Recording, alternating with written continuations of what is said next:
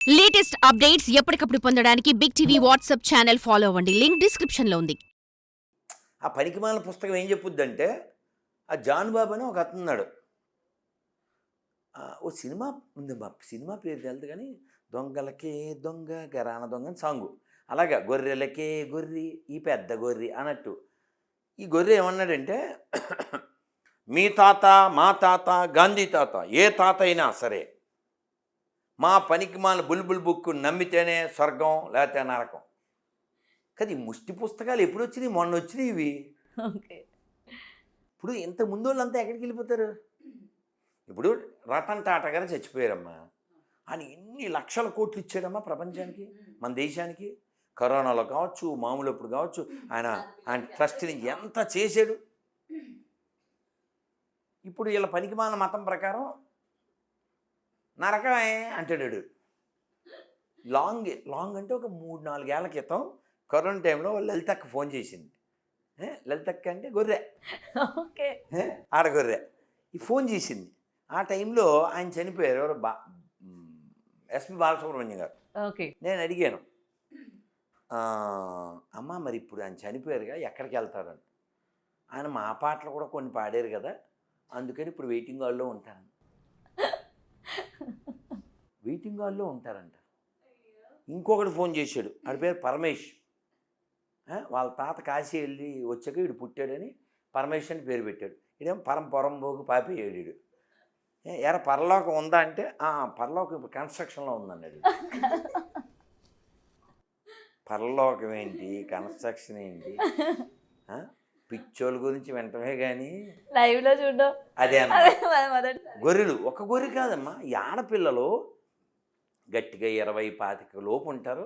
వీళ్ళందరూ ఏమన్నా అంటే నువ్వు నవ్వుతావు.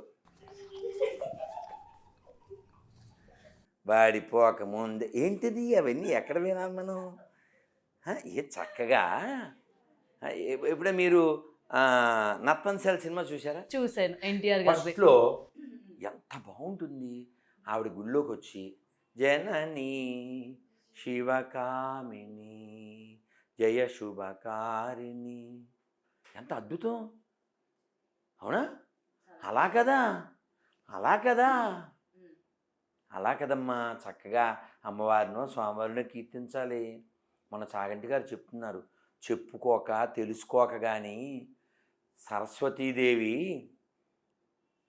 పోతన ఇంటికి వచ్చి కంట నీరు పెట్టుకుని ఈ భాగవతాన్ని నువ్వు అమ్మేస్తున్నావా అంటే, అమ్మ కొంత భూమి కొరకో, కొంత ధనం కొరకో, కొంత బంగారం కొరకో ఈ భాగవతాన్ని నేను అమ్మా నీకు మాటిస్తున్నాను, ఆ కర్ణాటక కిరాత రాజులకు దీన్ని నేను అమ్మను, నువ్వు బాధపడకు, ఓ ఓ విష్ణువు కోడలా అని చెప్తారు. ఇన్ని భాషలు ఉంటే ప్రపంచంలో తెలుగు భాషలో రాయబడినటువంటి భాగవతాన్ని నువ్వు అమ్మద్దు అని అమ్మవారు ఏడిచింది అంటే తెలుగు వాళ్ళు ఎంత సంబరపడాలి, ఎంత గర్వించాలి. ఇందాక కూడా నేను వెళ్తూ ఉంటే ఆ మెట్రో స్తంభాల మీద సి నారాయణ రెడ్డి గారు, కాళోజీ నారాయణరావు గారు, ఆయన పేరేంటి, మన కొమరం భీమ్, మళ్ళీ చాకల ఐలమ్మ, దాశరథి గారు, రామదాస్ గారు, పోతన గారు, ఈ తెలంగాణలో పుట్టిన గొప్ప గొప్ప వాళ్ళు. అలాంటి వాళ్ళకి వారసులం మనం. అందుకని ఈ గొర్రెలకి మనకి సంబంధం ఏంటి? ఈ దరిద్రం ఇది మనకెందుకు? నెత్తిన కొట్టేసుకుని ఏం సాధిద్దామని, ఏం అచీవ్మెంట్ ఉందని, ఏం నేర్చుకోవాలని. ఓ అమ్ముందా, ఓ పద్ధతి ఉందా, ఓ పాడుందా? మొన్న పిల్లడు వీడియో పెట్టాడు, రాత్రి 11:45, 12 ఆ టైంకి ఆడపిల్లలు చిన్నపిల్లలు గెంతుతున్నారు. ఒక పాస్టరే చెప్పాడు, ఈ డిసెంబర్ 25కి వాళ్ళు దీనికి సంబంధం లేదని. మీకు చెబితే బాగుండదు. జనవరి 1 ఎందుకో తెలుసా? అసలు చెబితే బాగుండదు, కానీ చెప్పకపోతే మీకు తెలియదు. మామూలుగా వాళ్ళకి శరీరంలో భాగాన్ని కట్ చేస్తారు, సర్జరీ. వాళ్ళ శరీరంలో భాగాన్ని కట్ చేస్తారు. అలా ఈ పీసు బాబుకి కట్ చేసిన రోజే జనవరి 1. నా సొంతం ఏం కాదమ్మా, చరిత్ర.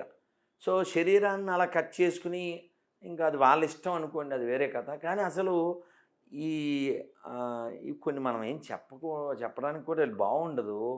వాడెవడో వాళ్ళ అమ్మనే ఏదో చేస్తే వాడు పుట్టాడంట, వాడి బర్త్డే అంట డిసెంబర్ 25. అమ్మరోజు తమ్మురోజు అని ఏవో పేర్లు ఉన్నాయి. వాళ్ళ అమ్మనే వాళ్ళ అన్న ఏదో చేస్తే వీడు పుట్టాడంట, వాడు 25, అది డిసెంబర్ 25. ఇప్పుడు మనం ఆ కింద డబ్బులు ఉంటాయి చూడమ్మా, 90 లక్షలని చూడు కింద లాస్ట్లో చదువు. ఈ ప్రశ్నల్లో 50% ప్రశ్నలకు 50% ప్రశ్నలకు మీ సమాధానం చెప్పిన 90 లక్షల మీకు మేము ఇచ్చి మతం మారుతాము. ఓకేనా? నీ దగ్గర కంటెంట్ కరెంట్ ఉంటే ఏడిసర్లే. అలా వాళ్ళ నాన్న పేరు చెప్పలేరు వీళ్ళ బతుక్కి.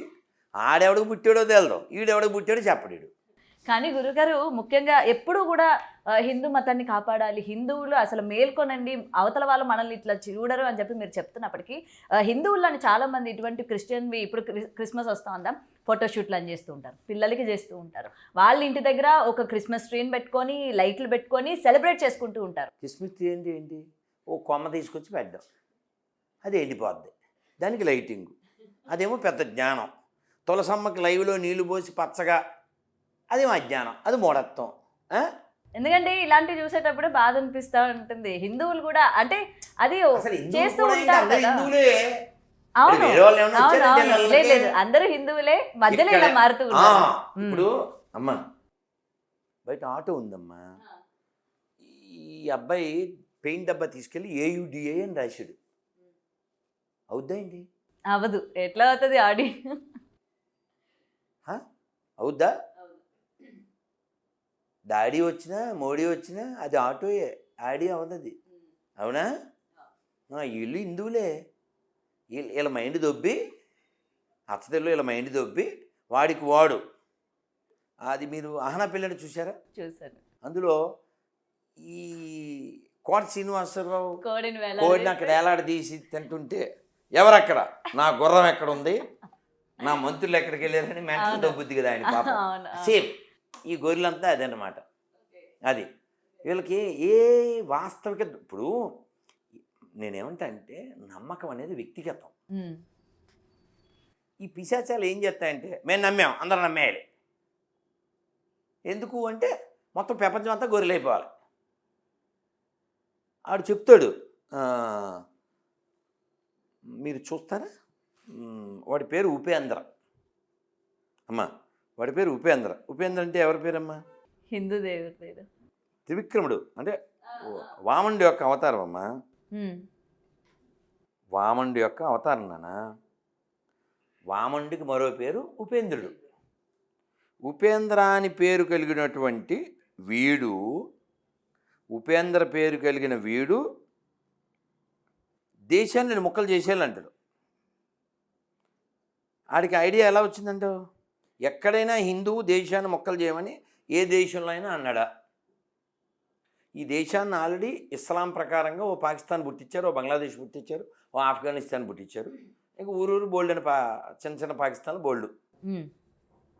ఎక్కడైనా హిందువులు కొత్త దేశాలు కానీ పాత బస్తీలు కానీ పుట్టించారా? అసలు ఈ ఐడియా ఎక్కడి నుంచి వస్తుంది? మనకేం చెప్పింది వేదం?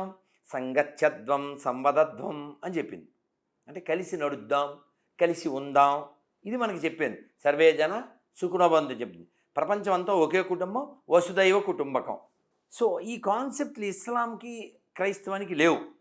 ప్రపంచాన్ని రూల్ చేయి, వినకపోతే రూయించేయి, దానికోసం వాయించేయి, ఏదన్నా మూయించేయి, దేన్నన్నా ఆక్రమించేయి. ఇప్పుడు మల్కాజ్గిరిలో రిజిస్ట్రేషన్ లేవు తెలుసా నీకు? ఎందుకు లేవు తెలుసా? 750 ఎకరాలు అప్పుడెప్పుడు ఔరంగజేబు గుర్రాలు గడ్డి తినడానికి ఇచ్చాడంట. ఓకే ఓకే అది మాకే. అలా ఎలా తీసుకుంటారు? అడుగు వెళ్ళి.